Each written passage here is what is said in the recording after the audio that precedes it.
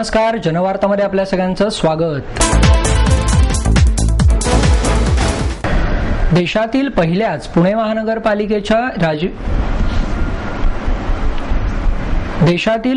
पुणे महानगरपालिकेच्या Rajiv Gandhi e learning स्कूलचे उद्घाटन करण्यात आले। या शाळेचे उद्घाटन उपमहापौर प्रसन्न जगताप, आमदार उल्हास पवार, महापालिका आयुक्त महेश पाठक यांच्या हस्ते करण्यात आले। यावेळी शिक्षण मंडळ अध्यक्ष संगीता तिवारी, शिक्षण प्रमुख रामचंद्र जाधव, उपाध्यक्ष विजय रेणुसे, आमदार मोहन जोशी, विरोधी पक्षनेते आबा बागुल आदी मान्यवर उपस्थित होते। पुणे महापालिकेने उभारलेली सहकारनगर शिवदर्शन येथील सीबीएसई बोर्डाची बागुल यांच्या प्रयत्नातून साकार झालेली आणि महापालिकेने सुरू केलेली भारतातील ही पहिलीच ई लर्निंग शाळा आहे। शाळेत पहिल्या दिवशी मुलांचं आणि पालकांचं पेढे आणि गुलाब पुष्प देऊन स्वागत करण्यात आलं। यावेळी शाळेत 100% उपस्थिती होती। या शाळेचे अद्याप बांधकाम पूर्ण झालेले नाही, ते 20 ऑगस्ट पर्यंत पूर्ण होईल। 31 वर्गांपैकी 15 वर्ग विद्यार्थ्यांसाठी सज्ज करण्यात आले आहेत। उद्घाटन प्रसंगी बोलताना बागुल म्हणाले, राजीव गांधींचं ई लर्निंगचं स्वप्न या शाळेच्या माध्यमातून पूर्ण होताना दिसत आहे। या शाळेत जी शिक्षणासाठी मुलं येत आहेत त्यामध्ये कष्टकरी वर्ग, धुणभांडी करणारे मजूर यांच्या मुलांना शिक्षण घेण्यासाठी परवडणारी ही शाळा असून ही मुले ई लर्निंग घेऊन नक्कीच डॉक्टर, इंजिनियर, पोलीस अधिकारी अशा मोठ्या पदांवर जातील असा विश्वासही बागुल यांनी यावेळी व्यक्त केला। सध्या बालवाडी ते 7वी पर्यंत 900 विद्यार्थ्यांना प्रवेश देण्यात आले आहेत। शिक्षण मंडळाकडील शिक्षक या शाळेत शिकवणार असून उन्हाळ्याच्या सुट्टीत या शिक्षकांना प्रशिक्षण देण्यात आले आहे। या शिक्षकांचे शिक्षण इंग्रजी माध्यमातून झाल्याचेही बागुल यांनी यावेळी सांगितले। पुढे बोलताना बागुल म्हणाले, या शाळेचे संपूर्ण काम 20 ऑगस्ट पर्यंत पूर्ण होईल। यावेळी इमारतीचे औपचारिक उद्घाटन करण्यात येणार आहे, परंतु विद्यार्थ्यांचे शैक्षणिक नुकसान होऊ नये यासाठी काही भागामध्ये ही शाळा सुरू करण्यात येणार आहे। शाळेची वेळ सकाळी 8 ते दुपारी 4 वाजेपर्यंत असेल। या वेळेमध्ये विद्यार्थ्यांकडून गृहपाठही करून घेतला जाणार असून सकाळी दूध, नाश्ता आणि दुपारचे जेवणही देण्यात येणार आहे, असेही त्यांनी यावेळी बोलताना सांगितले। ज्येष्ठ पत्रकार जेडे यांच्या हत्येच्या निषेधार्थ आणि पत्रकार संरक्षण कायदा तयार करावा या मागणीसाठी पुणे श्रमिक पत्रकार संघाच्या वतीने साखळी उपोषण करण्यात आले। हे उपोषण विधान भवन येथे करण्यात येत आहे। यावेळी सर्वांनी काळ्या फिती लावून आपला निषेध नोंदवला। गेल्या काही महिन्यांपासून राज्यातील विविध भागांमध्ये पत्रकारांवरच्या हल्ल्यांच्या घटना वाढल्या आहेत। शासनाकडे वारंवार मागणी करून देखील पत्रकार संरक्षण कायदा करण्याबाबत शासन उदासीन आहे।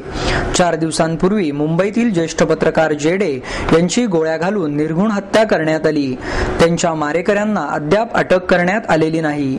या घटनेच्या निषेधार्थ आणि पत्रकारांना संरक्षण देणारा कायदा त्वरित व्हावा या मागणीसाठी साखळी उपोषण करण्यात येत आहे।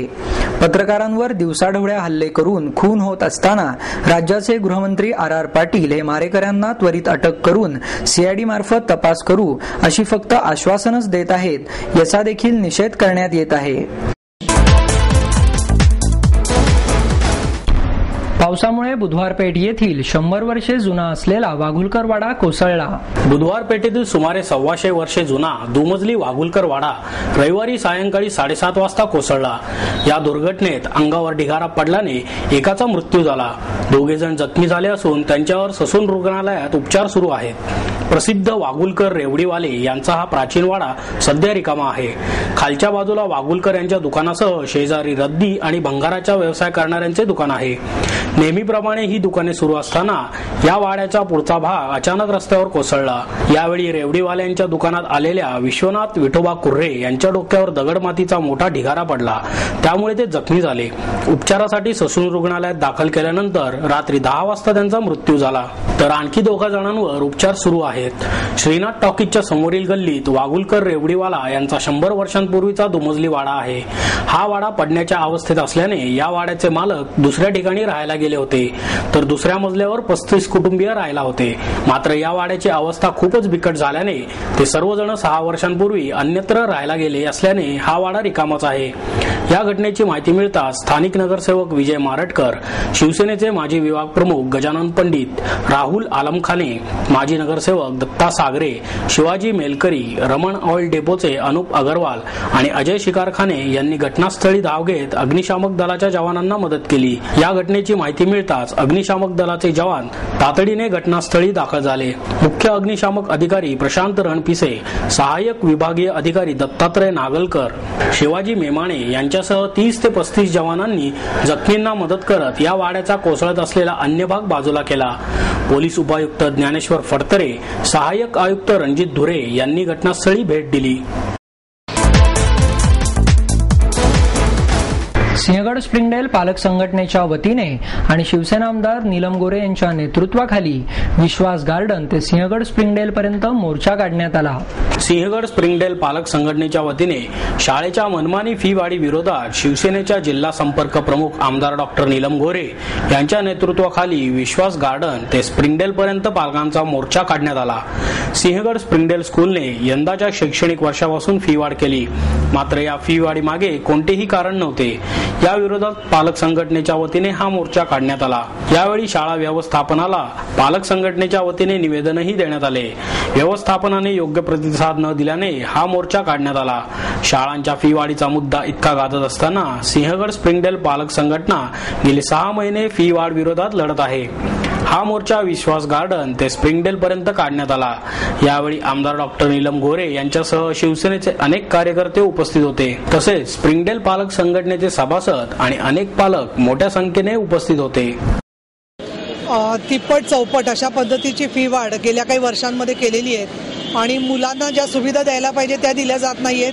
तसंच शालेय साहित्य अमुकच दुकानातून घेतलं पाहिजे ही सक्ती केली जाते आणि त्यासोबत शाळेच्या व्यवस्थापनाने अतिशय आडमुठी भूमिका घेतलेली आहे की पालकांशी कुठलंच बोलणार नाही, चर्चा करणार नाही. खरं तर राज्य सरकारने अशा शाळांना चांगल्या पद्धतीने कडक कारवाई करून त्यांच्या मनमानी वर्तनावरती लगाम लावायला हवा होता. परंतु पालक आता सगळे चिंताग्रस्त आहेत. की आमच्या भगिनी आणि बांधव अनेक दिवसापासून लढतायत, आपल्याला कल्पना आहे. परंतु या धनदांडग्या शाळा व्यवस्थापनांच्या पाठीमागे सरकारने स्वतःची ताकद त्यांच्या पाठी उभी केली आहे का काय अशी काही वेळेला शंका वाटते.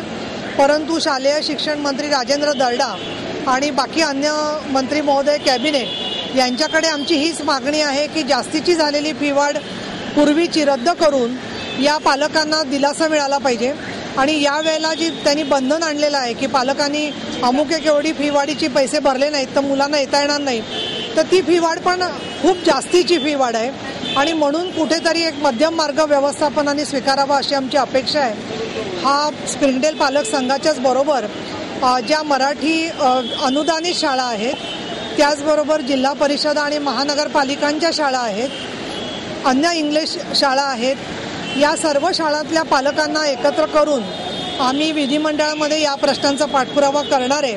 याचं कारण असं की पालक म्हणून आज शाळेच्या बसेसबद्दलचा पण प्रश्न मोठा आहे. काही वेळेला अपघात होत आहेत शाळेच्या बसेसचे, परंतु रिक्षामुळे पालकांची सोय होते आणि म्हणून या सगळ्यासाठी सुरक्षितता आणि आनंदी शाळेचे आणि कॉलेजचे परिसर ही एक आम्ही मोहीम हाती घेतलेली आहे.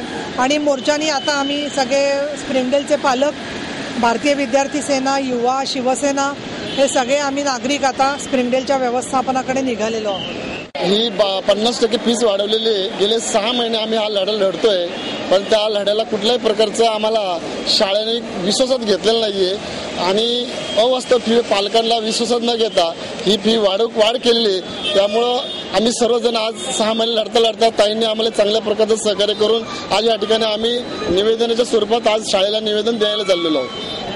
मागच्या वेळेस मोर्चा काढला होता, भरपूर संख्येने पालक एकत्र होतो. त्याला 1 महिन्याचं अगोदर आम्ही एक चांगल्या प्रकारचं नियोजन करून काढला होता, पण कालांतराने आमची 3 दिवसापूर्वी ताईंची आमची मीटिंग झाल्यानंतर हे आम्ही निवेदन आमचं स्वीकारच नाही नवले सर. त्याच्यामुळे ताईंनी आम्ही घेतली की पालकांना तुम्ही घाबरू नका, नवले सर कसे निवेदन स्वीकारत नाही ते आपण पाहू, मी तुमच्या बरोबर जाऊन निवेदन आपण स्वीकारतील. पालकांची फी भरलेली आहे, पण त्यांची उद्या मुलांना फी शाळेतनं काढून टाकू असे आम्हाला शाळेचे लेटर आलेले. त्यामुळे कुठल्या पालकाला असं वाटेल की आपल्या मुलाला शाळेतून काढून टाकावं, त्या भीतीने पालकांनी फी भरलेली.